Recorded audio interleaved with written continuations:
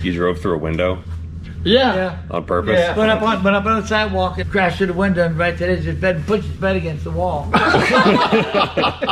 And they're all cheating and you're not, then you're just stupid. If you never heard of Gary Balough before, consider this your introduction to a super interesting guy. He was a wicked talented racer, car builder, a very good mind to think of outside the box in terms of innovation and you know, just straight up cheating. He admits that too. Well, we came here to do a video with Gary Balough on his car, and it expanded very quickly. This is Tim. Tim helps us find videos. Yeah, I wanted to do a Miami project, and so I started making phone calls, and we got some heavy hitters here today.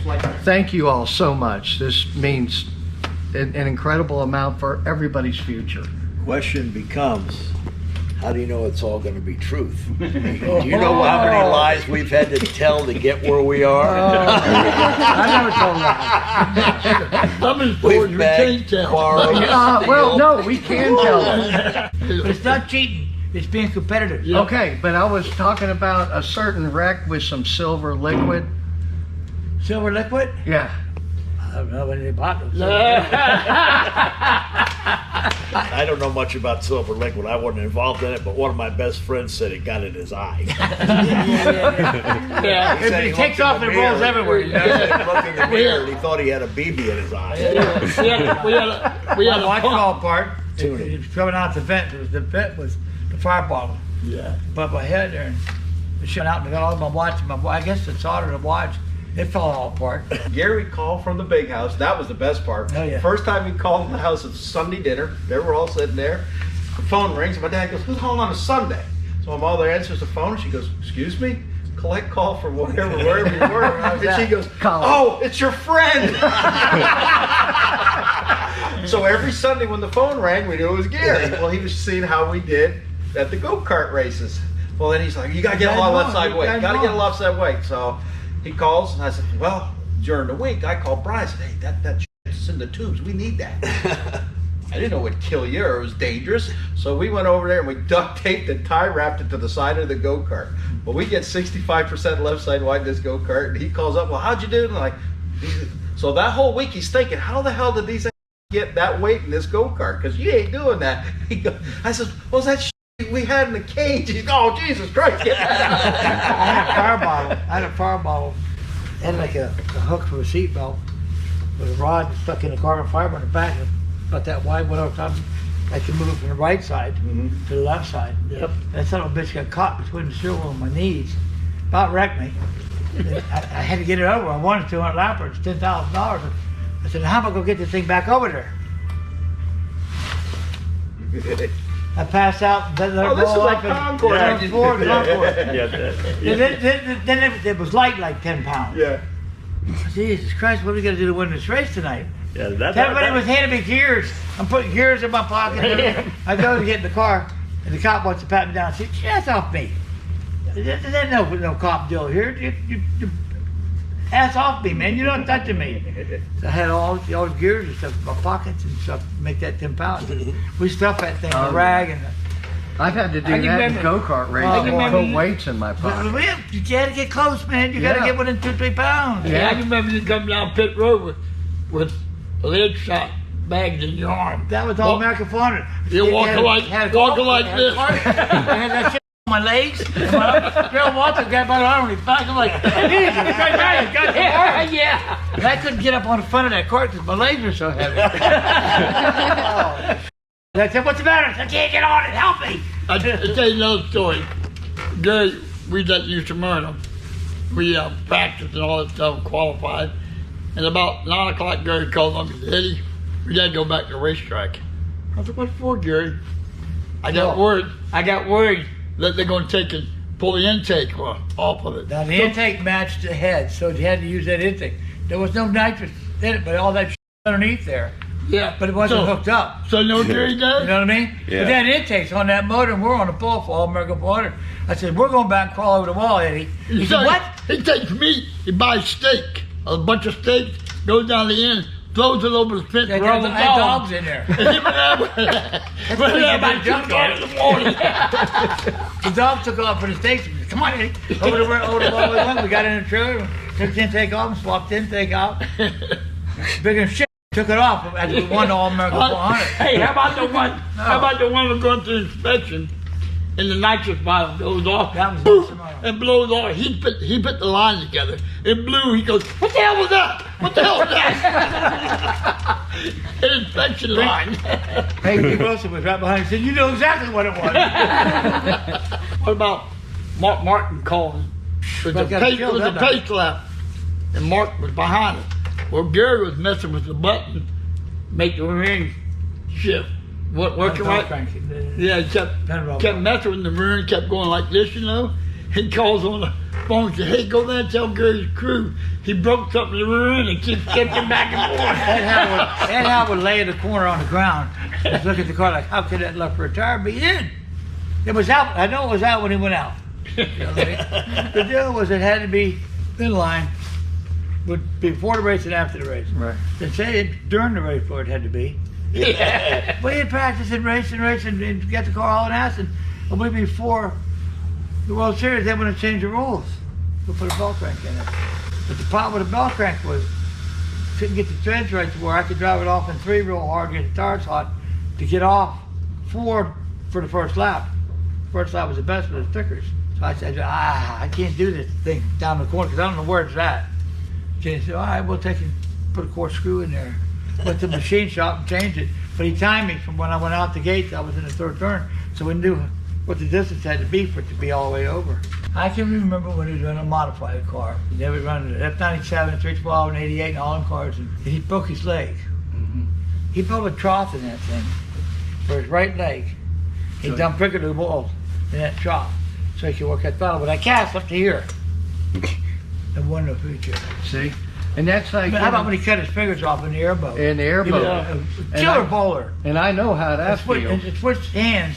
He got better with his left than he was with his right. See? And You talk about and the people don't realize. never quitting, never giving up. No, and how tough you guys are. Perseverance, Bobby Allison. Yeah. And look at Davey Allison. Oh yeah. Davey, That killed me. he was either winners or hospital. I worked with Bobby doing the Matador Yeah, tell Motors. that story. Tell And, that story. Dave used to come in the shop, and the first engine him and I built together, the first race he won was his Uncle Donnie's Nova. The blue one. Yeah, Yep. at Birmingham. Yep. Back then. The Red Farmer story here was we was at, I think it was Pensacola. Red took his hearing aid out. They gave it to one of the pit crew guys, right? Well, after the race, Red was looking for his ears. The guy done left. He couldn't hear a word. Hey Gary, should I tell a story about the hotel turning all the power off? Oh, God. He always called me Toto after the little dog went off. We're in Nashville, All-American. At They the wouldn't Holiday let us in Inn. the bar. They wouldn't let us in the bar, remember? Yeah. we And turned the so lights out. Gary Nobody called was in the bar. up and said, Toto, come on. I said, no, Gary. So we go out to the tow truck, had a little torch in it about that big. We found a chain link fence with all the transformer, all the power, cut the lock off. We go in there and we cut all the power off. This place was a restaurant, a nightclub, and they're all there with cigarette lighters trying to see what's going on. Hey, you ain't And playing. Gary goes in That's the room. where it started. Gary goes in the room and calls the front desk and complains they ain't got no power. The cops come looking for us. Me and Eddie's underneath the bed with the What about leaving Pocono? Oh, God. We're in a 9-passenger station wagon. This is good, man. And all you guys know, if you're ever around Gary at a racetrack, get in the car with him. If you don't, you're going to be sorry. Well, I'm sitting in the back seat with the space in the back. We're doing donuts in this farmer's field. And here's this car behind us doing donuts. I said, Blue, somebody's behind us doing donuts. He said, who is that? I said, hell, I don't know. So out on the road we go. It's a 2-lane road. And it comes to left or right. Yeah. Well, we hang it because we got everybody over on the left side. we got 9 people in the car, right? Guy behind us tried to make it. He pushes, Hits the knocks the telephone pole out. We got Blue. I said, Blue. He hit the pole. He said, you dead? I said, hell, I don't know. We backed up. we backed up with Buddy Griffin. But he kept calling up to, what guy trying to do? Kill me? So we took a knife, we punctured the right front tire. Well, here comes a cop, an old cop, in a cop car. He's got his notebook on the steering wheel, filling out accident report, right? Me and Tom Pistone are standing in front of the car, pissing on the radio, steam coming out. But they tell him to buddy, they tell him, oh, well, he owns a radiator store, he'll fix it for you. And then that's when we went to the motel, and you start chasing George White around in the parking lot. That's when you went to the motel window, remember? I drove to the window because he wouldn't get up. Yeah, you push the bed against the wall. Get the wall. I got to get up, you're getting down. You drove through a window Yeah. on purpose? Yeah. Went up on the sidewalk and been on the wall about that high. Went up over that wall, crashed through the window and right to the edge of his bed and pushed his bed against the wall. No more to do with it. I'm out of here. I'm going home. This guy's nuts. I'm going home. Hey, Like him anyway. what I tell you, every weekend was a new experience. Oh, yeah. I'm telling you, every weekend. Oh, my We God. had a good time. We had a good time. We didn't hurt nobody. We raced hard, played hard. Would you tell the front desk where there was a hole in your room? Huh? They paid for it. Oh, you got to pay for it. You got to pay for all the rental cars. God, we- Take the wheels we off. went- we went wheels to- fell off, all lug nuts. Take the doors all off. Open the door and the door would fall on the ground. We We was got at, a 9mm out. I said, I'm done, boys. I'm out of here. You want to mess with this car, you go ahead. I got a real good one to tell you. We was at Syracuse with the Modify. And Gary, anytime we went out of town, it was a long race, he'd always went to the garage to work on the car at nighttime. And so I was with Mario Rossi. We was in a Pontiac Sunbird. We left. Gary leaves behind us. We're going up over overpass. Gary catches us, spins us around. We're in the other lane. Look at that traffic coming. It stopped there. So Mario gets away from him. We take off. We pull in the parking lot. Here comes Gary across the parking lot. Took the front bumper right off the car. There goes the front bumper. How about we turn Wait a the car over to the parking lot? Wait a minute. So wait a minute. So we pull in, we park, put it parked, roll one of it locked up, go upstairs. Toto called me up. Come down, you ain't believe this. Oh boy. I come down the elevator, and everybody in the lobby is going, at the picture window going, oh my God. They picked up the back of the car, pulled it out, rolled it over his top, it's sitting there spinning Back in. in the parking lot. Me and Mario went back to the airport with the roof sitting on our head. and parked it. Rossi was one of them preppers. You know, you have to blow dry his hair. They had to wait on him 30 minutes. I'm not waiting on you. Yeah. Get up a little early if you're going to do all that crap. You know, we got to go. We're here to win the race. We're not here to play. Screw you, bro. Like, oh, screw me, okay. That car was upside down spinning. How you gonna get there now? Glad I didn't travel with you. Oh my God! We go down there. We go down there. Backing up. I got one more good one for you after this. We go down the interstate. Always we go down the interstate, and he holds the record for the distance turn up a rental car. I mean, we hardly got out of the parking lot. He pitched it reverse going down the interstate. There goes the transmission. He said run them reflectors over. You know, hit them. Yeah, you can always tell. My head went out the back window. Hey, you can always tell when he gets juice up. We go down the interstate. He reached down and grabbed the merchant brake and he'd pull it. He'd do 360 in the middle of that interstate. You look behind your cars are going like this all over the place. We had Tom Pistone was a piece of work. Oh yeah. Is a piece of Oh my God, he was a piece of work. He'd aggravate Billy and aggravate him and aggravate him. Well, how about the pig? So we went by Richard's shop. I used to drive for Richard Marinelli and went by his shop. We had all them 1550s stacked up, old tires and stuff. And Harvey taped him up with duct tape. His hands all taped up around his waist and over his mouth. They put him in the 1550s and there was 5 gallons of alcohol sitting there and dumped alcohol all around the tires. And pushed him over and kicked the tires. And now the tires are rolling on fire and he's in the middle of it. I said, you're going to burn him up. You're going to hurt him. Now stop. That's a little too far. He's all right. He come crawling out, McGee talking to him. So he's untaped. I said, untape him, stop. And he started that mouth, running that mouth again. I'm going to call a cop. You going to call a cop?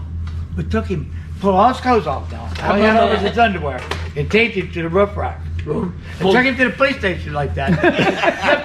left the car at the police station with him taped to the roof. Yep. That got him there quick. I can remember all Telephone that. pole in Daytona. Huh? They taped him to the telephone pole in Daytona. We put him in Harry Rainier's box, in his side box one time. Everybody coming in the gate. And Harry Rainier's sitting talking about all, and everybody's sitting there talking. He's in there beating on the side. Hey, what's that noise? What's going on there? Bob had I don't know. to his partner. What are you doing? It's Tom trying to get out of the box. Yeah, but Bob did that to his partner Butch on the way to Riverside. Locked him in the trailer. Tell me I haven't spent enough time behind the wheel. I'll show you how much time I spent behind the wheel. What about Huey's car in Pocono? We found it, took the doors off of it, all the chrome and tail lights and all that That stuff. was Huey. That was you got Huey. Yeah. How about the Islander when I got the chickens? Hey, that was good. We always leave the motel about 9 o'clock to go to New Smyrna. Well, while we at New Smyrna, they went and got a dozen chickens And put them in a room. And put them in a room. Off, so everybody got some Hey, chickens. and put them in a room and locked the door. Oh, Them chickens in there till 1 o'clock at night, and they had all over them. Then we took the chicken off about the 7th floor and said, see if he can fly. And hit the ground and they got up. And, I said, but you're still alive? Went down and we put him in the bar. Left him in the bar the rest of the night. You know what he did to that bar? That cost me. What about putting flakes and syrup in the guy's bed and making the bed up? They go in at nighttime and get in there, it'd be cornflake cereal and syrup in bed. I always take the wheels loose, so I put the hubcaps back on, the wheels would fall off. How about in Montgomery when you guys got all the soap and put in the fountain? Yeah. Four-way stop. Well, across the There was cars highway. sliding all over the place, running into each other. There's soap, It was a Crown filling bubbles, soap station. everywhere. They had a waterfall, square waterfall, and we loaded it up with all kinds of soap powder. Had soap powder and The cops bubbles come over and going across the interstate, across the road, in the parking lot. What about the cow? The Dandel cow, the big cow y'all stole. What about Me for it. what about the Indian? Dan down. Let me tell you, How about let me the tell you Indian? this. Indian. Across the street, That's a good one. hey, across the street from Pensacola is a steakhouse, right? Well, we didn't have no rental cars. We got barred from all the rental car places. So we had to, Wonder why. we had to call this redneck taxi cab. So we go across the street to have a steak dinner. On the way in, there's this wooden totem pole, Indian, really nice. Man, we like to have that thing. So I got through eating. We grabbed the totem pole, and we did a 4-door, old car, taxi cab. I jumped in it with the Indian. They went and shut the door, and his head went through the side window. Knocked the wind out of it. Knocked one out of the thing. So we take the Indian to the motel, and we put it in bed. Put it back in the Handy. Go get those splinters. Bed turned over. So we put it in the back of the pickup truck, wrapped it up, right? I'll take it back. We go to the racetrack, the day of the race. Here they come. Here comes the sheriff. Boys, I'm talking about 20 of them. I knew they were coming to get me, you know what I mean? I said, let me go get a truck till they get me there. Bring the Indian back, or we're not starting this race. Right And today. it's televised. So the Indian comes home. We don't know what you're talking about. Bring the Indian back, or this race ain't gonna start. So we stand the Indian up in back of the pickup truck, right? Make a And lap. 2 or 3 of us put our arm around him. We made a couple laps around the racetrack, and the Indian waving at everybody. They said, we do need to bring it back. I said, yeah, we're gonna bring it back. Wow. Like I I thought they said, would every come and get weekend me. was a new weekend.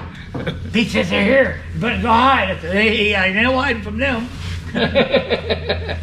See, the problem is we work so hard on the race cars at the track all the time. When they kick us out, we got so much pent up energy. We got to use it for something. You got to use it for something. Oh, yeah. Oh, Robbie, weren't you with us in Australia when we dumped the water on the guy's head? Oh, my God. I didn't think we're coming back to the U.S. I'm all right. You were probably involved then. You weren't dumping the water. No. Him and Joe Hunt. No, I had nothing to do with that. I was staying away. Remember what the note was under the door the next morning? I don't remember. Oh, they were onto us, but they really couldn't prove it. And there was a note up underneath the door that says, "One more time and we kick your Yankee ass." Yankee ass. That's That's weird. They're all Yankees over there, you know, in Australia. That's what they call you. Yeah, bloody Yanks. Yeah. That was both times were an experience. Hottest I've ever been in my life. When we won with Morgan, Yeah. 118 of the day of the race. Damn. Wow. And Dick Beatty and what was Elmo were the inspectors. That's what Boy. we're after the Whatever victory you lane. wanna And do. they Bob goes, "Go ask Dick what we're gonna inspect." You know, he goes, "It's too goddamn hot. You guys won." But in lieu of that, we had to smuggle a carpet in. We had to hide the carpet in the 2+2 because he didn't pay duty on it. Dick Beatty's wife bought some big expensive throw carpet. We rolled that thing up and stuck it in the 2+2. Oh yeah, that was an adventure. That's what it was fun, man. Those were good days.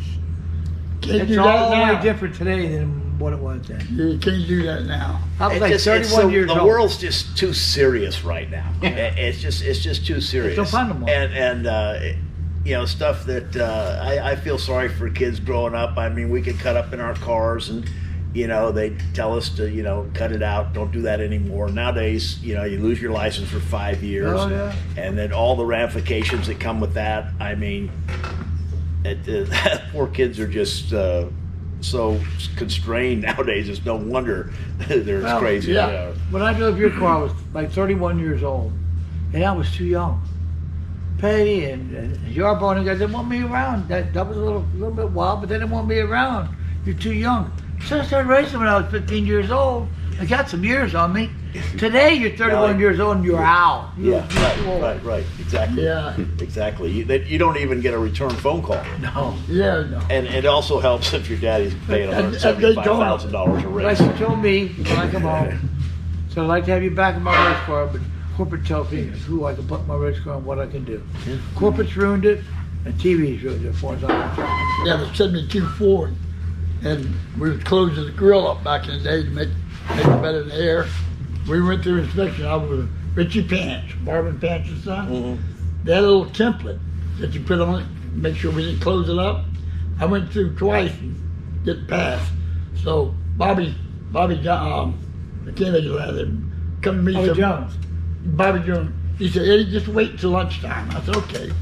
So we waited at lunchtime. They all went to lunch. Him and I went over there and got that template, throwed it on top of the building. You ought to see him looking for that template when we went back through. Went there. We done throw it on top of the building. I used to work on the templates all the time, knock them down, knock them up. Boom. Yeah, remember? What do you want now? The guy, yeah, he had a stick with different colors on it. You walk by around your car. Well, you watch him put it up at lunchtime. We were there, cut Cut the bottom of the stick off. cut the bottom of the stick off. That's your stick work now. Yeah.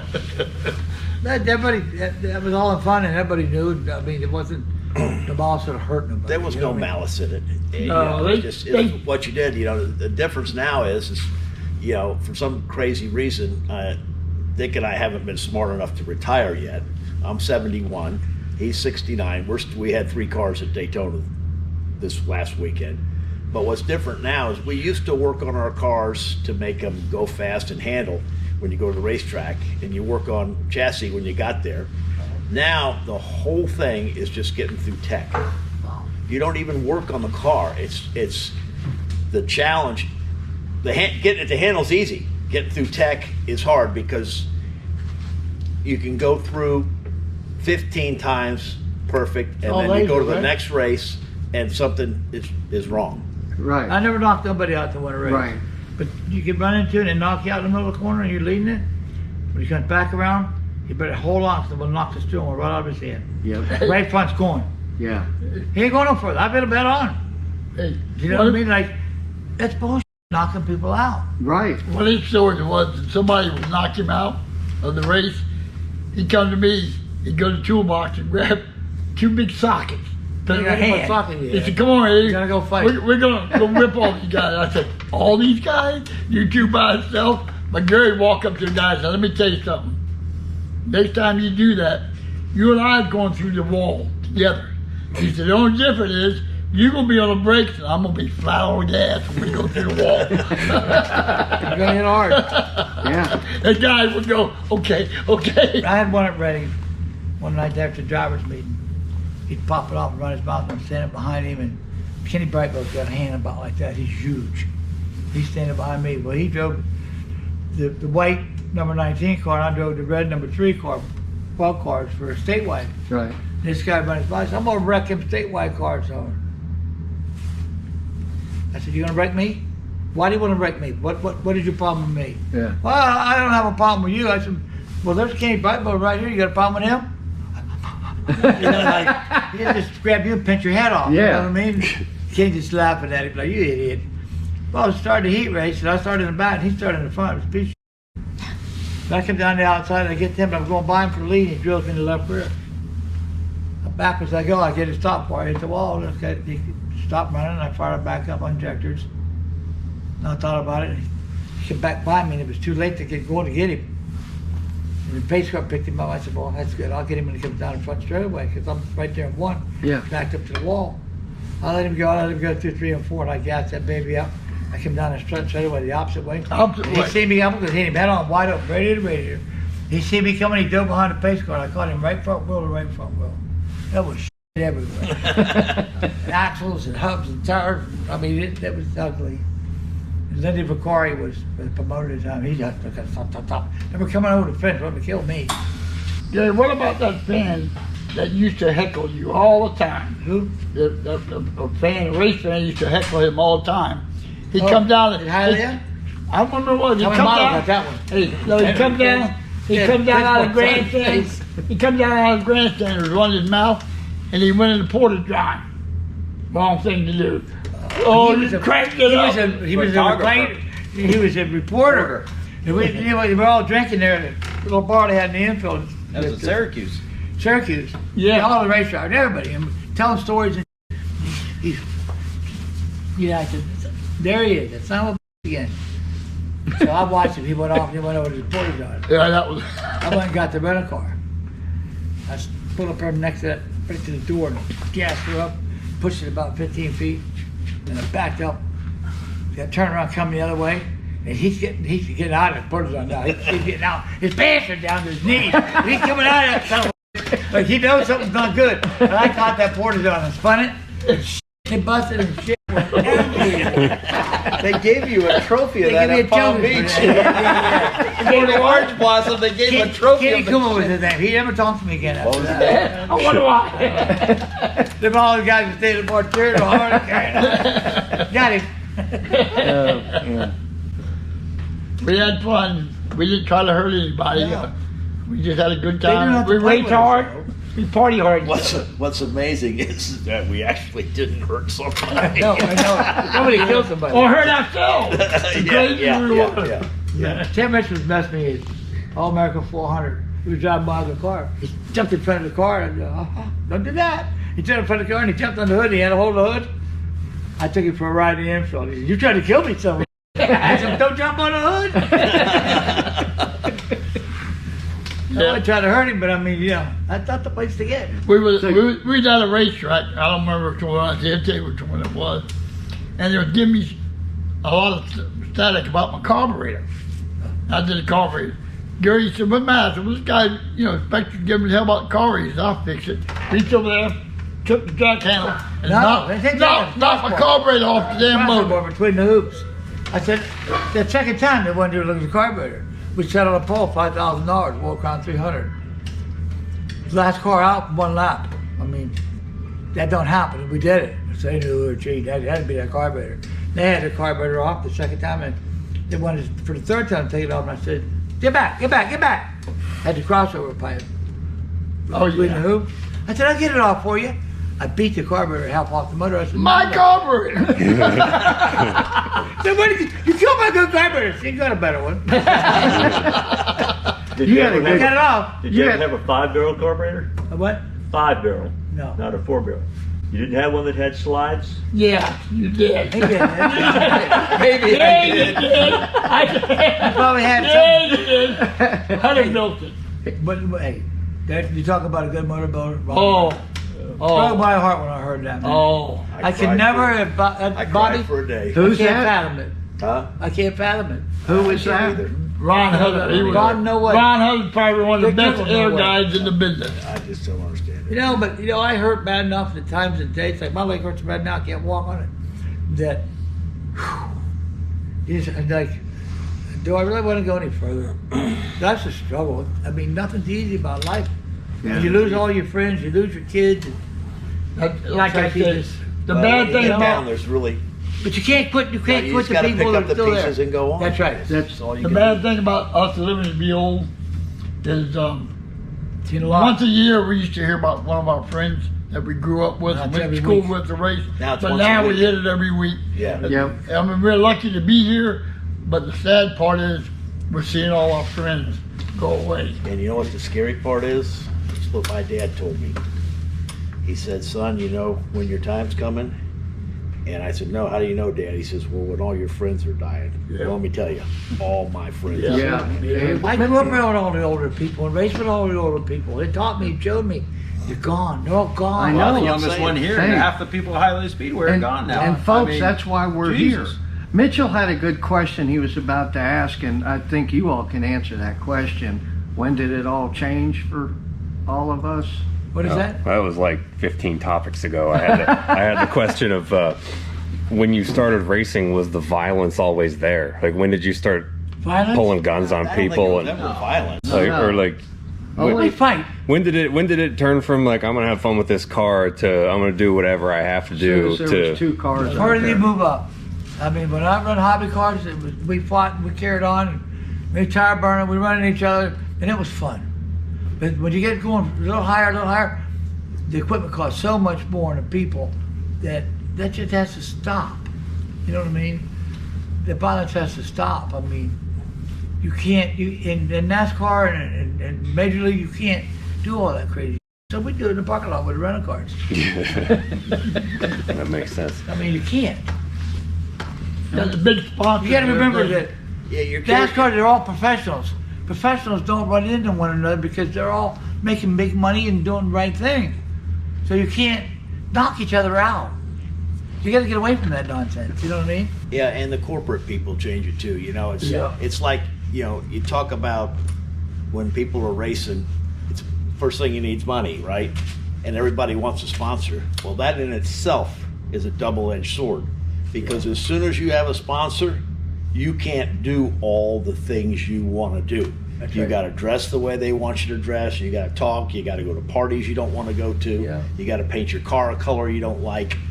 And then on Monday morning, you know, they start that race with 40 cars and only one guy wins. Well, 39 people are getting a phone call saying, "Why didn't you win?" Right. You know, really the only way to race and still have fun is to win the lottery and screw everybody. That's I'm right. doing it my That's way. Do it your way. Well, Yeah. I didn't win the lottery, but I did it my way. That's exactly why I did it. Yeah. I got tired of driving for people that didn't want to listen.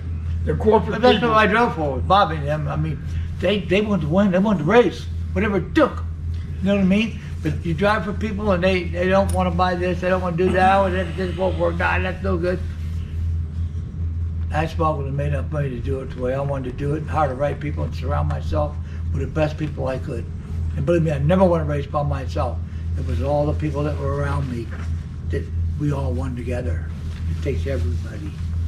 But to have money to do that, owners don't want to spend that kind of money. Oh, you can do it, you can do it. That guy could put air in a tire. You know what I mean? Right.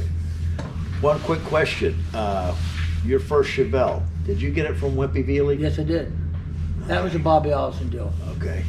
And it was terrible. Okay. The coils weren't nowhere near right in the rear. I mean, Well, it was Yeah. way high off the ground. I mean, Terrible. hell, that was back in the late 60s, wasn't it?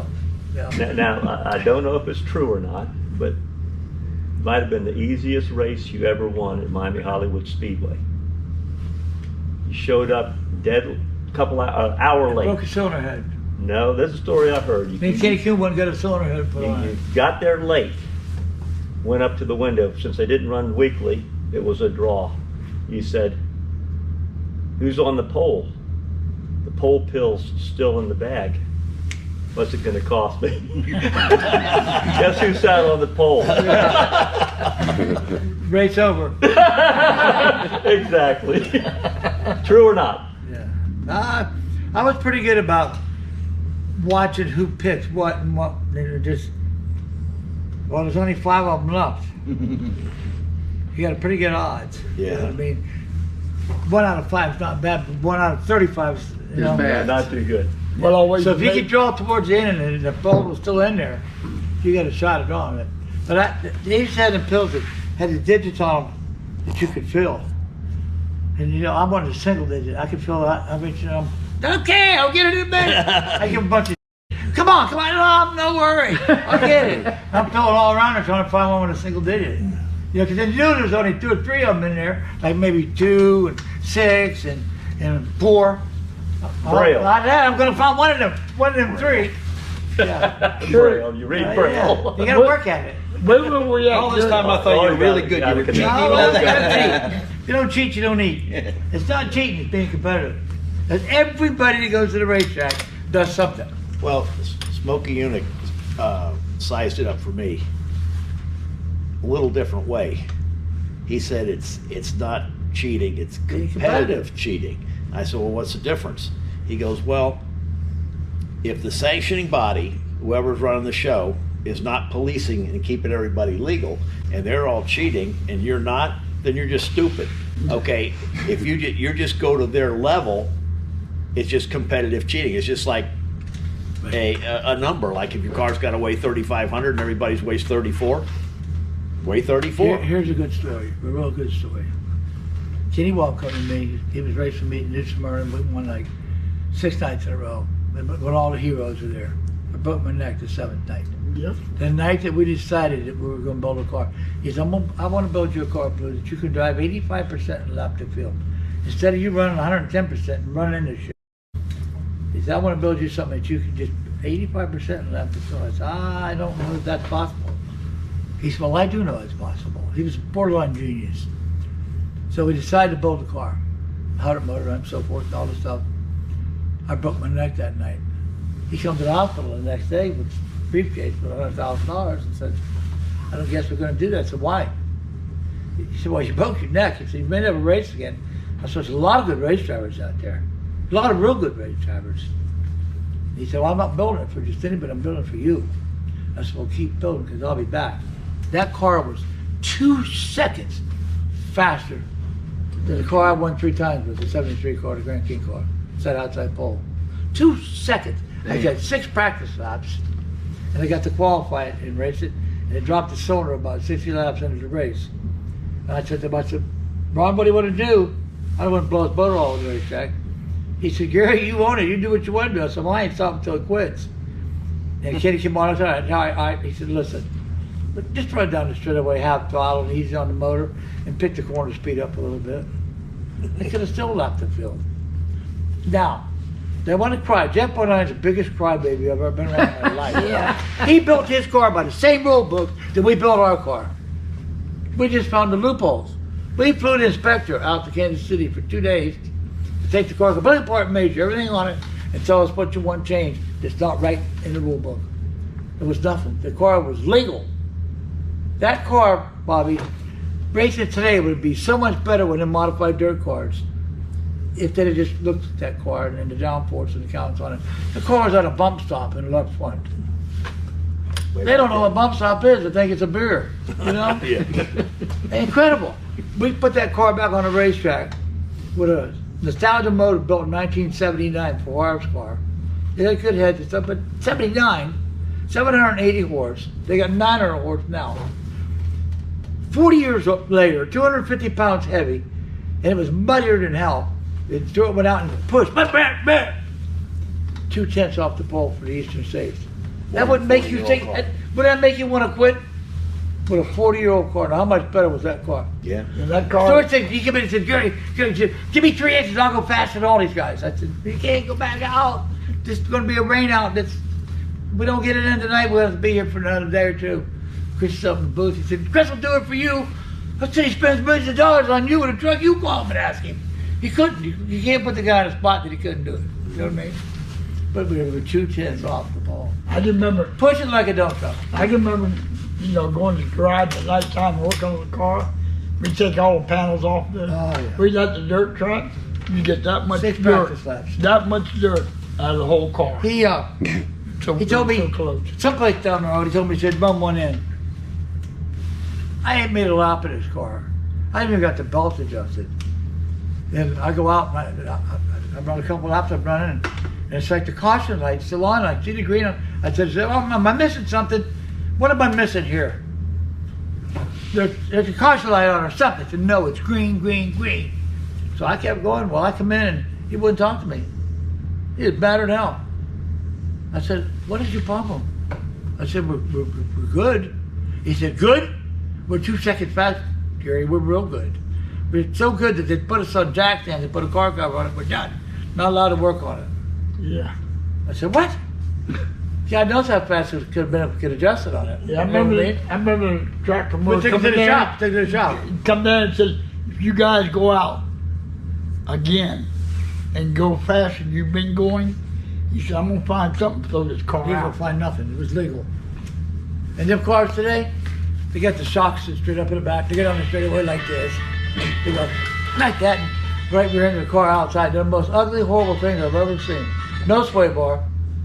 Bobby, that was a four-wheel car. You could drive it down the outside or underneath somebody. You know what I mean? And just the air and the down counts on that car were good. And the air to the carburetor was good. The air underneath it was Well, good. it's called innovation. It's called Yeah.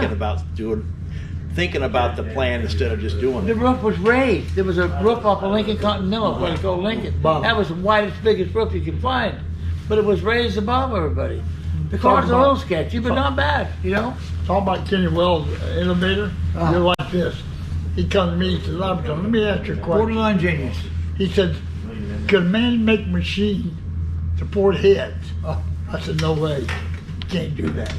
Well, he made a 5-axle head. Yeah. Kenny Two Weld, CNC Kenny machines. Weld's head. Then exhaust in the import. He Two of them, cut them in half, he put them did it together. all. But he invented that machine I know he and did. made that machine. Yeah, he did. He's the first guy to do the 5-axle. Tech. Huh? Well, tech. Yep. And that was Kenny Weld, the same guy that designed that car.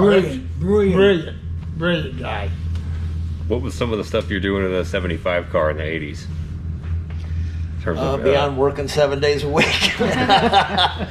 Just, the innovative stuff. well, like Gary said earlier, there were a lot of smart people, and he was one of them. And we were getting a lot of pointers from a lot of people because we were pretty young, and younger than our competition was for sure. But I think it was just I think the one thing that helped us more than anything was in this area where all the teams were, they just follow each other. They don't know any other way. They don't know how to do something, so they go over to his shop. He doesn't know how to do it. He goes over there. There's a big circle of employees, circle of shops. So everything ends up ultimately being the same. We were isolated. We were 750 miles away. So when we decided to do something, we had to think it out. What's the best way to do it? I'll tell you one thing. We built a car. We built a car, a cup car that was 61% left side because these guys weren't even thinking about it. No, I know. And we killed it at Bristol when the throttle stuck on the first lap of practice. But that car was, You worked on the throttle linkage. huh? We worked on the throttle linkage, put a stop on the floor. And the pedal got behind the got washer. behind it. Yeah, got Oh, behind the good. washer. Put a washer Boy, on that the thing floor. ever hit. Where the throttle hit it here. He's pushing so hard, it went over here and got behind it and held it wide So it open. didn't really stick. It did something to make it better so it wouldn't bring the shafts off. Yeah, Just to fix it and make it better. yeah, And I pushed it so hard that it pushed down and got behind it. yeah. Oh. They never hit a ton. But you know, How about we knocked the bleeder off at Martinsville? no, it wasn't that. It was a fluid boiled. We ran. Well, Put the last set of tires on. Yeah, okay. We had we're at Martinsville. We're doing all right. I brought a motor up Sunday morning. I was driving in too hard. Screwed an exit up. Okay, Get a hole in. put the race engine in, No high lift. and we're going out there, and he's running, and we're changing stuff, and put a set of tires on it, and there's 5 minutes left in practice, so he wants to go out and cut a good lap, and he sails it off down turn 3. The brake pedal goes to the floor. To the floor. And pounds the wall. He about cried that day. Oh, killed it. We were fast too. But here's the funny part. you'll love this. We're up there with the new engine, and the new engine didn't have a distributor in it, so I had the distributor out of the other engine. We put it in there, and I mean, the clock's ticking, and we're trying to get this thing running so he can go out and practice and go to start the motor. Pow, pow. It's 180 out. So it's like, oh God, now I got to take this distributor out and reclock it. I said, screw that. I pulled the cap off. I took the rotor off. It's got the square and the round. Yeah. I turned it 180 degrees and screwed it back in there. And he goes, that's the smartest thing I've ever seen in my life. That was the smartest thing I've ever seen in my life. We fixed it in 30 seconds. 30 seconds. Same thing happened to us in Nashville. Remember when we were taking the Chevy distributor and put the Chrysler Yeah, pickup stuff in it? They was bad about going bad. Yeah. We were on a pace lap, the distributor quit. So I grabbed the distributor, he's up there between 1 and 2, remember? I ran out there, took the hood off, still on the racetrack, pulled the distributor out, dropped it in there, rigged it up about, 6,000. That's that, locked it down, won the race. I American used to be pretty good with a screwdriver and a hammer. Yeah. I'm knocking the distributor around, but except just by ear, Yeah, we talked about a lot of people, but we can't leave Pee Wee Griffin out. No. Because let me tell you He's a something. MacGyver. Let me tell you something. He can fix anything. Yeah. Take a turd and polish it and make it into $1 million. I'm telling you. I'd have He can fix never- anything. I'd have never got off the ground without Pee Wee No, Griffin he helped you a lot. because we were struggling and he was watching. And we were struggling and he was watching. And we'd start to falter and he'd throw us a little bone. And we'd struggle and he'd throw us another bone. And one time I just said, we can't do it anymore. It's too much, can't afford it. We're not getting where we want to get. And he said, well, you can't quit. I said, I'm quitting. He had no quit. And he said, you're not quitting. And he basically reinforced that we could do it, because sometimes you end up doubting yourself. And he kept reinforcing us. You can do it. You can do it. I'll help you a little bit. He wasn't the kind of guy that really gave you anything. You had to work for it. That's right. And he'd give you the tools you needed to do the job. He wouldn't do the job for you, but he'd give you the tools you needed to do the job. He could fix anything, build anything. Oh, yeah. He was a MacGyver. Yeah, Incredible. Well, I remember he about was him. a survivor. I mean, he came from nothing. Nothing. He came from He had nothing. some pretty rough hot rods. He won with. And that's the whole reason you become whole. If Dick and I used to go underneath cars that were sitting in the sand with no tires on them and a shovel and dig under the car to get the transmission out if it had the ratio we needed to run at Palm Beach. Exactly. So, that stuff nowadays, are you kidding me? No. Are you kidding me? Yeah, right. And that's, You're going to see a kid Right. dig underneath the car with a shovel and crawl under there and take the transmission out and drag it out through the sand. It ain't happening. No, I don't like interrupting people, so I didn't say this at that time. But there are kids out there who will do stuff like that. I was one of them. Didn't do it in the sand, but one time I pulled the transmission out of a Tahoe or something in a junkyard with it stacked up on tires because the ground was muddy. So you throw a tarp down, you go under there, and you jack it up the best you can. And you end up having this thing with no wheels and tires on it, sitting on a pile of other tires from other cars in the junkyard. I'm sure some of you guys have done that before. It wasn't even mine. It wasn't even for me. It was for one of my friends who had the transmission blow up in his Yukon. He's like, hey, I need one. How can you help me take this out? Yeah, I'll do it. Let's go over here. That's what it was. There are kids like that who will do that, but you don't see them that much. If you do, maybe they don't talk about it, but I would have done it. Talking about Pistone, funny man. I went to Baton Rouge with him and Billy Harvey and that whole bunch, Billy Ellswick and Bob Castoro. And Well, you were with him, weren't you? yeah, I was with him. That was a crowd. Yeah, that was a crowd. And of course, I was totally out of my element. And so the cars are too light. 9 pounds instead of 8 pounds. They were 9 pounds per inch instead of 8, like we were in Florida. Yeah, so we were so- way off. Way Yeah, off. so They were 300 2,800 off. pound, they're Okay, 31. so yeah, because it was 9 pounds per cubic inch. So anyway, Pistone, they're all running around crazy. What are we going to do? What are we going to do? Pistone says, don't worry about it. I'll take care of this during the driver's meeting. what's he talking about? So anyway, they call driver crew chief meeting, so everybody's over there. The Stone sneaks You know over what to the kind of scales? scales. And the little weights, you know, you put on The the bird grain scale, scales. yeah. He took all of them, threw them in this little lake that was beside the racetrack. No scales. So, no scales. He did that in Orlando one night. Oh, yeah? He did those. He went up there and sat and was talking to him all this. We were way over on the left side of the lake. Big motor, big car, whatever we could do. He had a pair of cutters, worked it all four. cut the At the wires. racetrack, trying to make them work. I said, what'd you do, Grip? He said, anyway, I got a book out there. You can go to www.GaryBalough.myshopify.com, and it talks about a lot of all this. Say it again, nice and slow. There's a lot of old people out there trying to listen. Say it again, nice and slow. Okay, nice and slow. www.GaryBalough.myshopify.com. That's how you get to my book now. It used to be GaryBalough.com, and somebody stole the website and messed it all up, so we've had to change it, and that's what it is now. Doesn't talk about Plus we have somebody- our apparel, we have hats and shirts and sweatshirts and t-shirts and metal cars and all kind of stuff, but that's all on there, on the website. Do you, Because man? we're going now to the website. I'm done after this last Daytona. I can't run up down the highway no more, and it's hard to find help. It just wears everybody out. My boss basically sat me down. He pays me every week. I don't have to do nothing. He retired me, and he said, I don't want him to call me at 1 o'clock in the morning and say you're dead in the trees somewhere. So he retired me. So I talked him into doing another year. So I did this year.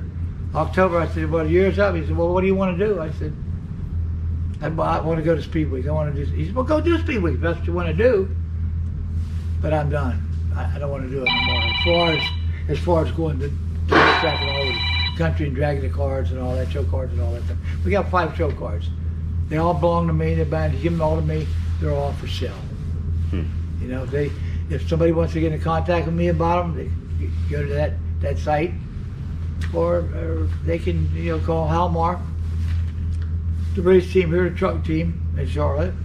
I'd be really interested to know if any of you watching this video have never heard of Gary Balough before clicking on this video and learned about him for the first time through seeing this, and how many of you knew who he was prior to watching this video, because he didn't race in NASCAR like as much as some other people did, but he's a very big name for other reasons.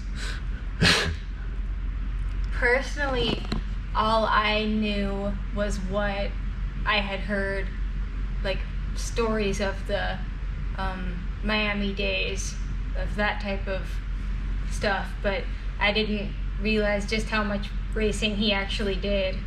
Like, you can't really find a lot of stuff about him on the internet. No, this is the Dale Jr. Download episode with Gary is super interesting. They didn't talk about a lot of the stories that we heard here, maybe none of them, and I'm sure we could sit down with those guys again and hear another 2 hours of stories that we didn't even hear the first time. They're just as funny. It sounds like these dudes were like getting into some type of mischief all the time.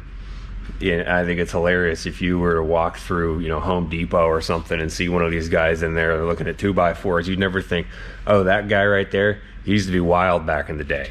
You'd never think that. Oh, this guy would just drive his car through a hotel room window just for fun. Just think of like getting away with that, because today you would go to jail, immediately. Like, you could not do that. Make sure you're subscribed to the channel. It doesn't cost anything. But if you want to see our videos more often, when you open your TV, your phone, your computer, and you open YouTube and you want to see our newest video on your screen, you hit subscribe for that. It also helps your odds of seeing those videos if you hit thumbs up and leave a comment. If you want to further support the channel, you can check out StapletonAutoworks.com and find our merchandise, like these cool new Stavola Brothers style hats that we just got in. We got red and black Richardson snapbacks, everybody's favorite, including mine. Got old Lake Speed style shirts and matching Stavola shirts with the, Bobby Allison looking Monte Carlo on there. We got all kinds of hats and stuff. And you can check out the Stapleton 42 Extra channel to find out what's going on with this thing. I'll be racing this car this year and been working on it. And Logan's working on her Mustang, which will be a video someday. I don't know when, could be 5 years from now. What?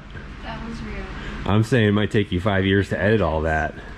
Got about 200 gigabytes of footage from God knows what. I don't know. It's gonna take a long time to edit. So we will see something about her car eventually. I just don't know when. Part of the reason I'll just leave the camera on while I'm working on it is so that there is proof that I'm doing it by myself.